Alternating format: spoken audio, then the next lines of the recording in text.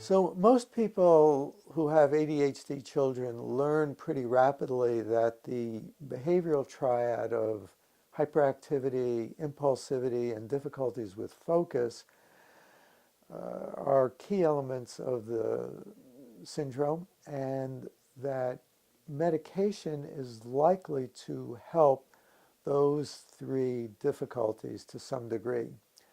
There's another difficulty that ADHD children have, though, and that's with executive functioning.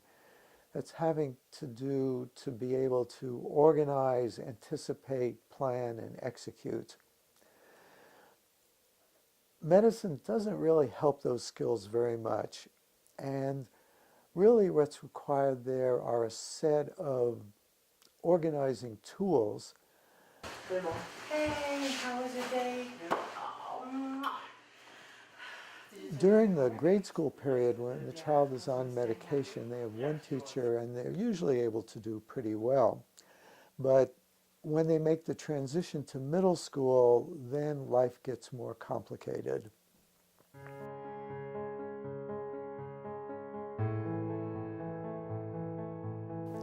There are two elements that make life more complicated in middle school.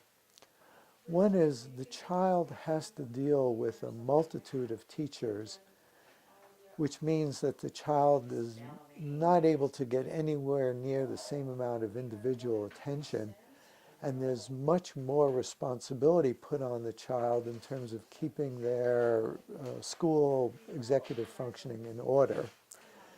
And the other big change is that they're starting to go through puberty, which means that their brain is changing, and there's an adjustment that both the parent and the child have to make in order to respond to that adjustment.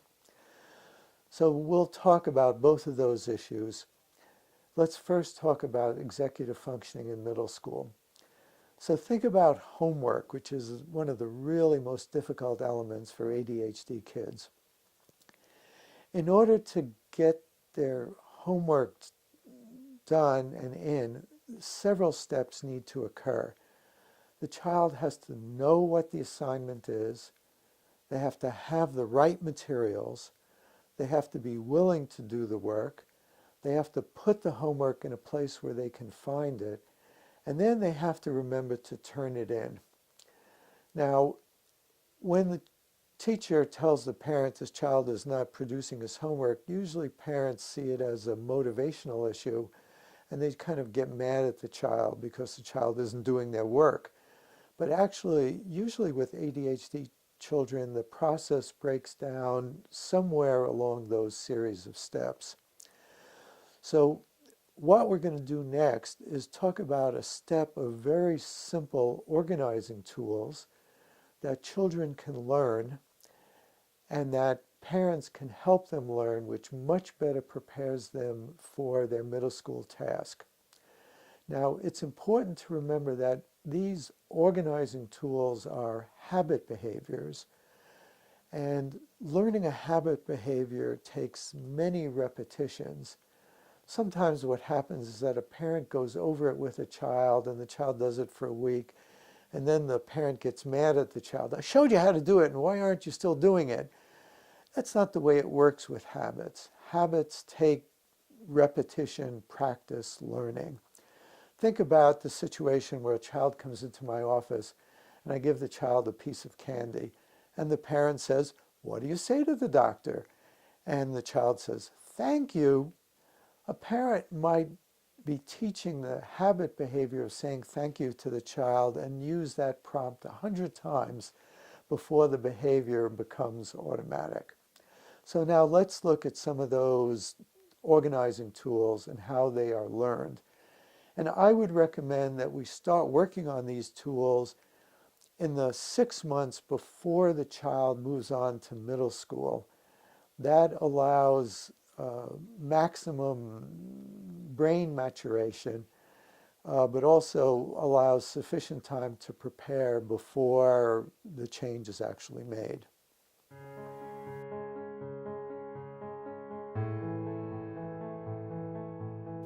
The first organizing tool is goes by the name of a day book or a binder reminder.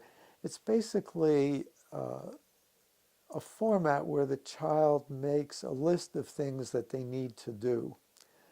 Most grown-ups do that naturally, and some schools even recognize the importance of it so much that they will give the children day books so that they have them for the school year. Now, some schools, which are more technologically advanced, will post homework on the web, but it isn't always the case that the student even remembers that the homework is posted. So if the teacher says, okay, I want you to read chapter 4 and then do the even-numbered problems at the end of the chapter, we want the child to write that in their daybook. In grade school, the teacher would say, okay, write that down in your planner or your agenda. Here, the child has to remember to do it. That's the first step.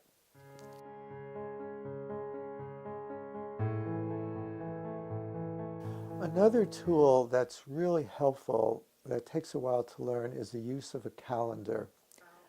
So there are really two aspects of this, because one of the major problems that young people have in middle school has to do with time management. That comes up in two ways.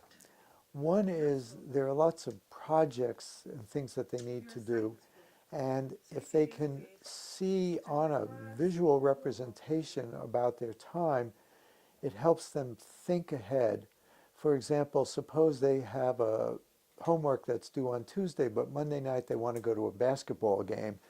If that basketball game is on the calendar and they write when the homework is due, they realize they're going to have to do it on the weekend or else they're not going to be able to do it on Monday night. Suppose the teacher says, okay, I want you to read these 3 chapters and then write a 1-page note on them, and it's due 4 days from now. If the child puts the schedule on the calendar, it helps them plan out what they're going to do. The second thing is that it helps them plan their day. Generally speaking, the meds that ADHD kids use tend to wear off around dinner time, and we want them to wear off so that the kids are able to eat a good meal in dinner and able to get to sleep at night. So we want the youngster to start to plan out their day and, if possible, to get their homework done late in the afternoon. And also we want to have a rule that says no screen time until the homework's done, because it's very easy to go from homework to screen time, and it's very hard to go from screen time to homework. No TV until you finish your homework. It doesn't really matter whether you use a calendar on a computer or a pretty paper calendar with puppies on it. That's not the key element. The key element is really having that visual representation that lays out where my time is going, and then use it for planning processes. Oh, Armando, what is this mess? Look. Oh, Armando, can you try to clean your room? Look at the bed. Often parents with middle school kids will tell the kid, I want you to do this, I want you to do that, and the kid will already be focused in on something that they're doing, and they don't want to have to break the activity that they're engaged in to respond to the parent's request. It's like if my office manager was doing the billing and I said, oh, I want you to type up this letter, it's a distraction from what the person is focused in on. So with the calendar, the child can start to plan out, okay, I'm going to do my math homework after dinner, and then I'm going to do this and that, and learn the basics of time management. Also, the child will be getting more projects in middle school, and this helps plan out the project by breaking it into steps and putting those steps on the calendar so it all doesn't have to be done the night before the project is due.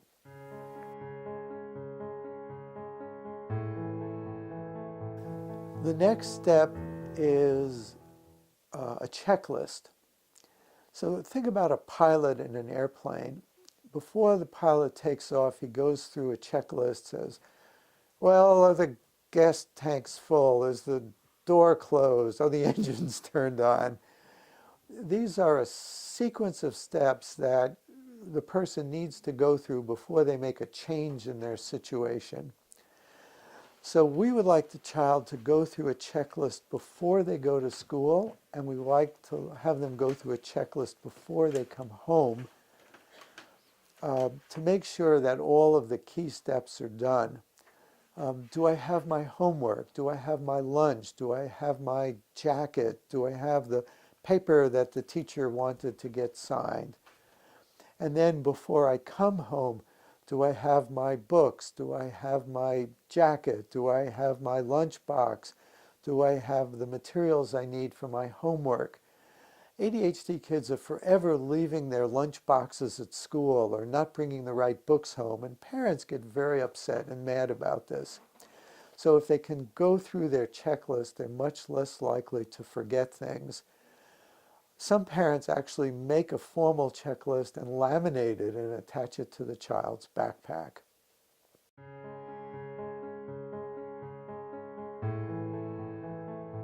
Okay, since we're started, let's talk about backpacks.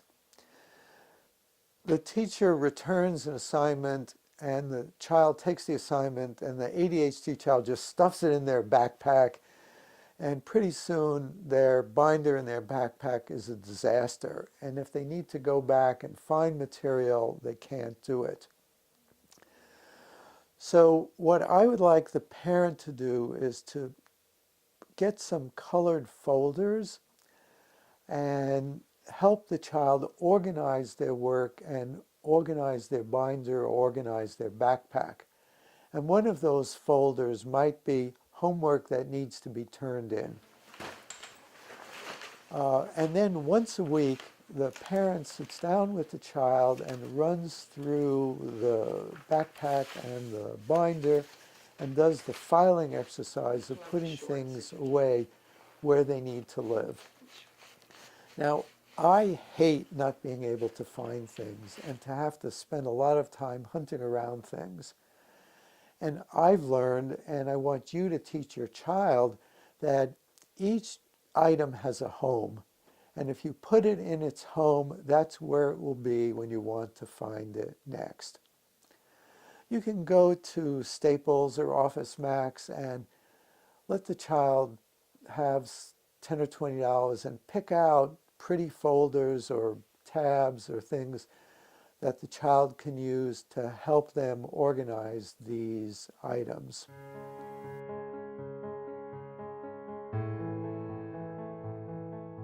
The last item that's valuable are Post-its.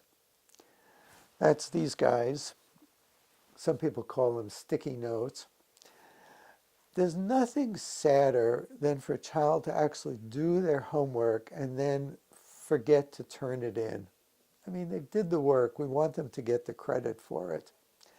So they can take a Post-it and write homework on it and put it in their binder, so when they take out their book, they see the Post-it and that helps them remember. So for those of us who are a little memory impaired, we use little sticky notes to help us remember things, whether it's the change in plan or remember to take your lunch or whatever. These are good little reminder tools that are very helpful, and kids like them. They're kind of fun to use, and they come in different flavors and sizes and colors, which makes it a little interesting, and they're not expensive.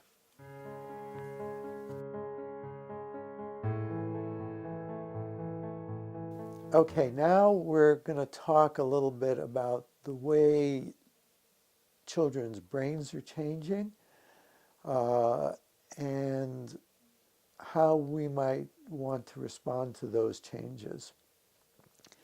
First, let's consider a what can go wrong scenario. The parent of the middle schooler says, "Did you do your homework?" And the child says, "Yes."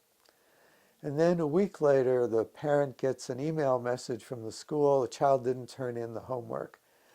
And then the parent is mad at the child, saying, you lied to me. You said you did your homework and you didn't. And kapow, we're into family conflict. Well, another way of looking at it is to say the child was actually being polite and avoiding conflict, because what the child really meant to say, which they didn't say, was, get off my back. I don't want you telling me what to do. I'll do it in my own good time. Besides, I'd rather play a video game right now.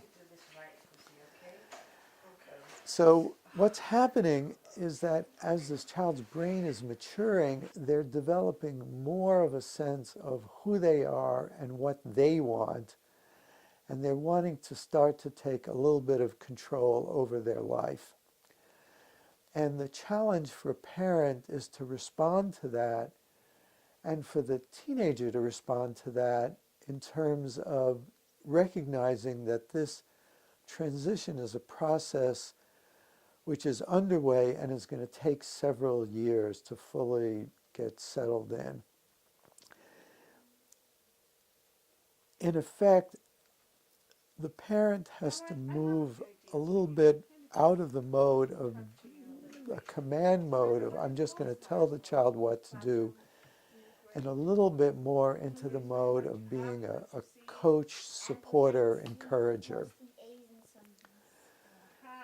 Now, I like to approach that by starting off by asking the child what's their goal in terms of the kinds of grades they want for themselves in middle school. And maybe the child will say, okay, I want B's with maybe a few A's and one C. So then that's the child's goal, and we want to be working with the child to help the child to achieve that goal. The question is, how much structuring and how much external organization does the child need versus how much is the child able to provide itself? So the message is, listen, if you want to have decent grades, you've got to do homework. I'm not trying to say homework's good. It's usually a pain in the butt, but it's one of those things that has to be done. And if you don't do it, in many classes, your grades will really start to suffer, and your learning might also suffer also. So we've got to figure out how to get the homework done. Now, how many reminders do you need in order to be able to get your homework done? I would ask the child. Some children will say, I think I need a reminder. And some will say, none. I want to do it all by myself. Now, the child may or may not be a good assessor of their own capability to get things done on their own.